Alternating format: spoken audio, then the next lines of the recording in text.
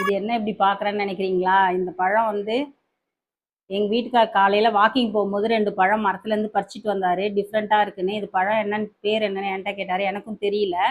கூகுளில் சர்ச் பண்ணப்போ தான் இது வந்து நோனி பழம் அப்படின்றது சொன்னாங்க. நோனி சிரப்புன்னு சொல்லிட்டு நமக்கு நாட்டு மருந்து கடையிலாம் நிறையா கிடைக்குது. 1 லிட்டர் 1000 ருபீஸாம்.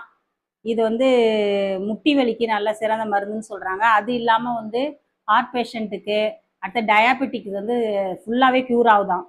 ஒருத்தர் 8 வருஷமா ஒருத்தர்கிட்ட கேட்டப்போ 8 வருஷமா நான் அந்த சிரப்பை வந்து காலைல 15 ml சாயந்தரம் 15 ml குடிக்கிறேன். எனக்கு இப்போ வந்து நான் மாத்திரையே போடுறதில்ல சுகருக்கு அப்படின்னு சொல்கிறாரு. ஆனால் இந்த பழத்தை வந்து நம்ம கிட்டலாம் வச்சு சாப்பிடவே முடியாது டைரெக்டாலாம். இது வந்து சீத்தா பழத்துடைய சீடு மாதிரியே இருக்குது. அவ்வளோ ஸ்மெல் அடிக்குது. ஆனால் ஒவ்வொரு சீடும் பார்த்தீங்கன்னா சீத்தாப்பழ சீடு மாதிரியே தான் இருக்குது.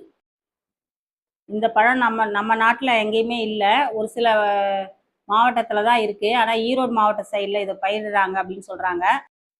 இந்த பழம் உங்கள் வீட்டு சைட்லேயும் விளைஞ்சிருக்கான்னு எனக்கு சொல்லுங்கள். இதை நீங்கள் பார்த்துருந்து சாப்பிட்டு டேஸ்ட் பண்ணியிருந்தீங்கன்னா எனக்கு கமெண்ட் செக்ஷனில் கமெண்ட் பண்ணுங்கள். தேங்க்யூ.